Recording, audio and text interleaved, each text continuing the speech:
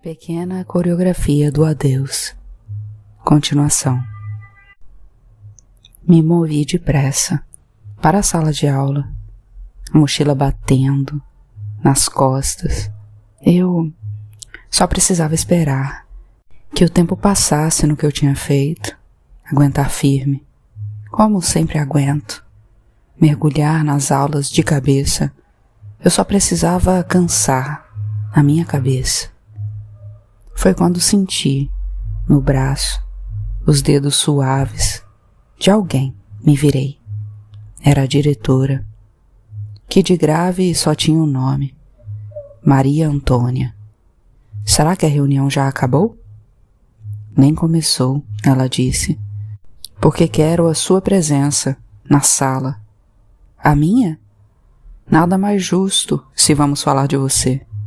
Dei de ombros. Não se preocupe, teremos uma conversa em família, ela explicou, me conduzindo na direção oposta da que eu planejara. E nessa hora, eu tive que segurar a boca, para não rir no rosto dela, que não merecia, mas deu vontade. De eu dizer, uma conversa em família, nunca foi possível, não na minha casa. Lá somos 3 solitários, irreversíveis, gravemente feridos da guerra que travamos contra nós. Ainda que meu pai não more mais com a gente, seu fantasma está por toda parte e flana pelos corredores. Somos ruína e pó. Nosso jeito de conversar, diretora, é nos machucando. Não por mal, não somos maus. Somos tristes, e isso é o que fazemos com a nossa solidão. Caminhamos. Pelo corredor limpíssimo, alguns alunos nos olhavam. É a menina que bateu na outra, cochichavam. Agora está encrencada, deviam pensar. Divertidos. Mal sabiam que era a segunda vez que eu golpeava um rosto e faltava isso para acertar a fuça de um terceiro.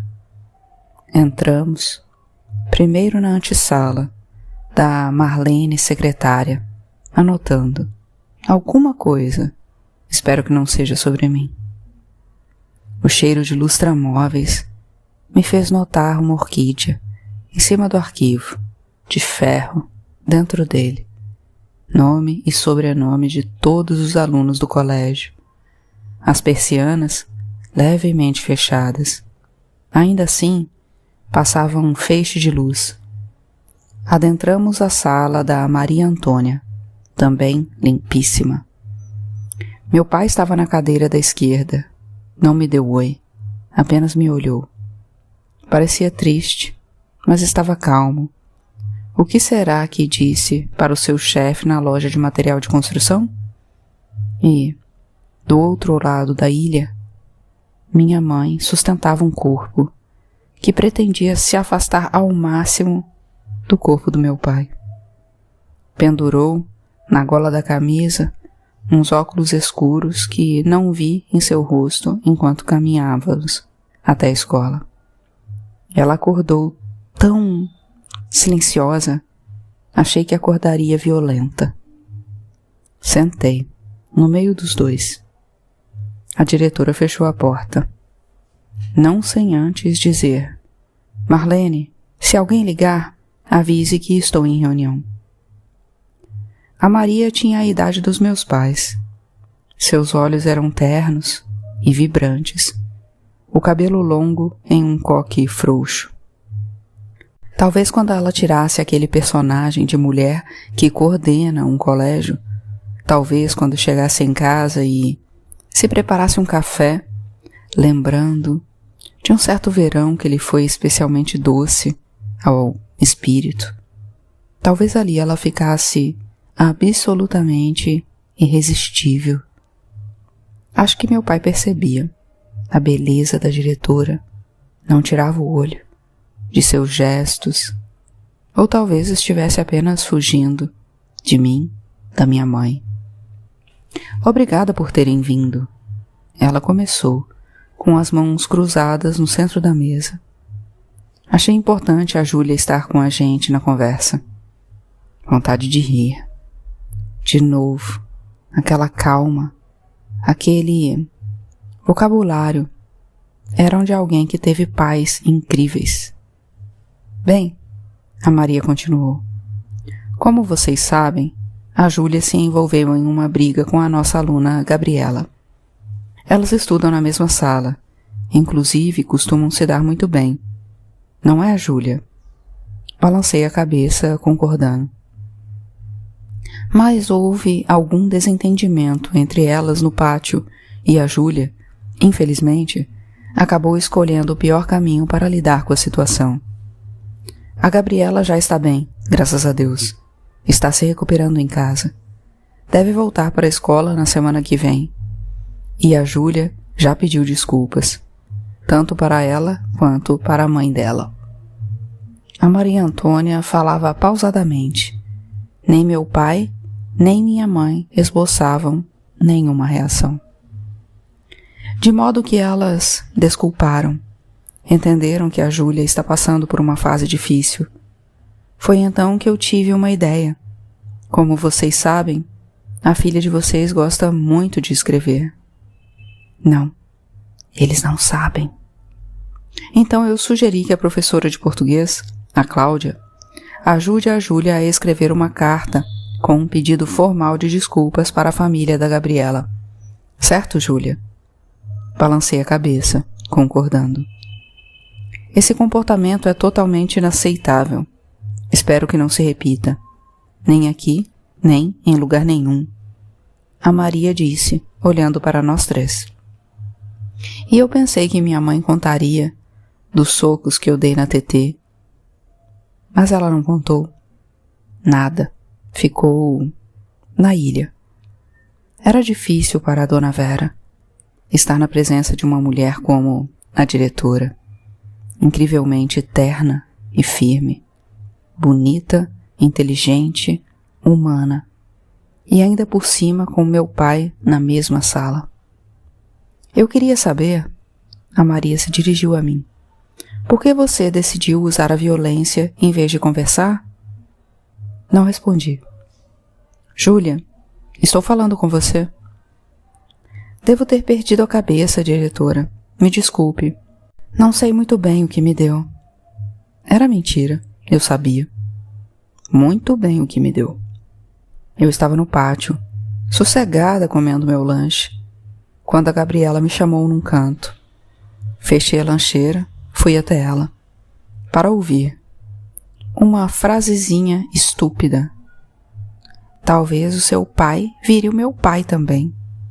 O quê? Não me importo se isso acontecer de verdade. O que você está dizendo? Seu pai é tri bonito. Ah, ela pediu. O soco que eu dei naquele rosto, aposto que ela aprendeu algumas coisas logo que caiu no chão. A queda ensina mais do que o voo. É claro que nós te desculpamos, Júlia, a Maria continuou. O que estamos dizendo aqui é que a violência nunca será o melhor caminho. Guarde esse ensinamento e tenho certeza de que você agirá sempre da melhor maneira possível, ainda que a situação seja desafiadora. Ela fez uma pausa. Vocês querem um café? Perguntou aos meus pais. Não, eles disseram. Se servindo num copinho de plástico, eu podia suspender a Júlia, como vocês sabem. Mas essa é a primeira falta grave dela. E nessa escola nós acreditamos no poder do diálogo. Bebendo café. Percebemos que a Júlia está um pouco mais reservada nesses últimos tempos. Estamos cientes do motivo. E é claro que isso é normal. Uma separação não é algo fácil para ninguém. O inegável, no entanto, é que a Júlia é uma garota muito querida por todos nós. Ela sorriu para mim. Estudiosa, dedicada, sensível, criativa. Acreditamos que todo mundo tem direito de errar e se redimir dos seus erros. A Maria continuou falando, mas eu parei para descansar nos elogios que ela me fez. Como era bom ouvir aquelas coisas tão navegáveis para mim. Então, eu era uma boa menina? Acordei, com a Maria dizendo, sempre doce, lentamente, que gostaria de sugerir algo que me faria muito bem. Muito bem, repetiu alto. Disse que a escola tinha uma grade interessante. Como assim grade? Foi o único momento em que minha mãe se manifestou. Atividades extracurriculares, é o que quero dizer. Escuta, senhora, nós não podemos arcar com mais despesas. Gratuitas, a diretora garantiu. E se levantou para abrir a porta. Pediu os horários para a Marlene. A secretária estendeu uma folha, que a Maria colocou na mesa. Sublinhada estava a palavra balé. Não vou me esquecer da primeira terça-feira em que fui verdadeiramente feliz. Então, o que eu sentia antes, quando me sentia muito bem? Eram alegrias de talco. Eram sopros na pele, vindos de bocas do tamanho de uma pinta. Nada, não eram nada, se comparados com a fogueira interior que me contorcia de ansiedade, fome dos movimentos, vontade de balançar com a mesma força que eu percebia em algumas crianças no parque. A verdade é que eu nunca pensei em chegar tão longe dentro de um corpo como o meu, que era dor e se encolher pelos cantos.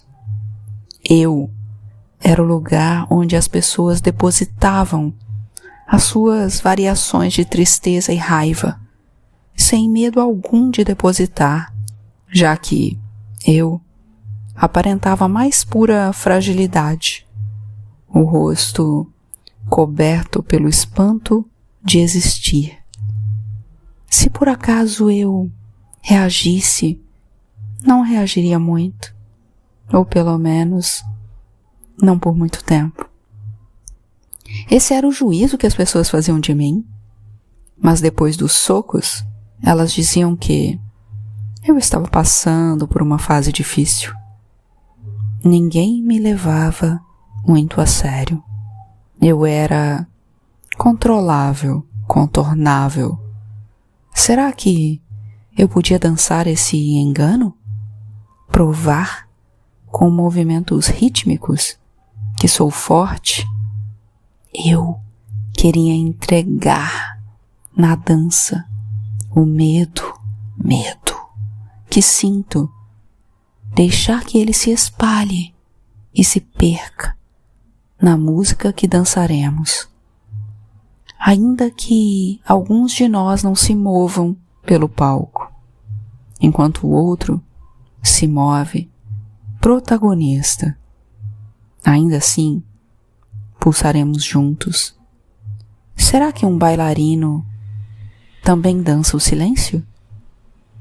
Se os pés tocarem o chão, ainda é silêncio? E o que faz um bailarino, se não devolver o ar que faltava em nossos pulmões? Sim, eu estava radiante. Quando a diretora colocou a palavra balé no centro da mesa, era como se eu tivesse procurado aquilo a vida inteira. As aulas. Acontecia no teatro do colégio. Subi naquele palco apenas uma vez, na colação de grau, mas agora tudo parecia diferente, mais grave, comigo descendo a rampa que cortava ao meio a coleção de poltronas vazias. Eu estava ao lado da Maria Antônia, e faltavam bons minutos para começar a aula. No entanto, as bailarinas já estavam a postos, treinavam em uma barra dourada, refletidas pelo espelho. Vou chamar a madame, espere um pouco, ela me disse. Foi quando senti os olhos das bailarinas em mim. Conheci algumas de vista. A mais próxima de ser uma amiga era a Natasha. Eu tinha passado uma cola para ela na prova de geografia e talvez agora isso me valesse alguma coisa. Ou não. Senti que todas me fuzilavam. Essa aí não é boa, deviam pensar. E talvez eu não fosse mesmo, mas, engraçado, hoje eu só me importava com a flecha luminosa saindo do meu peito, apontando diretamente para o palco. A Maria voltou acompanhada de uma mulher de gestos magnéticos. Fazia tempo que estava na Terra. Isso era certo. No entanto, seus anos se espalharam com tamanha leveza por toda a pele que se tornava impossível adivinhar a sua idade. Usava um lenço que se enrolava no pescoço, com o peso de uma cobra. Me estendeu a mão solenemente. Beijei e fiz uma reverência. Essa é a Júlia. A Maria me apresentou. Orgulhosa, notei. Gostava de mim. Tanto quanto eu gostava dela. E essa, Júlia, é a Madame Novelli. Está fazendo sua residência aqui na escola. A menina já dançou? Nunca, né, Júlia? Fiz que não com a cabeça. Très bien. Vamos ver o que posso fazer. A Maria me deu uma piscadela. Eu disse que precisava falar em seu ouvido, sussurrando. Não tenho roupa. Eu sei. Vou escrever para sua mãe, mas por enquanto não se preocupe. A madame vai te emprestar alguma coisa. Quando a Maria saiu, bateu aquele vento de fim de outono. Era como se o espaço que minutos antes ela ocupava me pesasse mais quando vazio. Ouvi a madame me chamando lá de cima. Subi correndo para o camarim.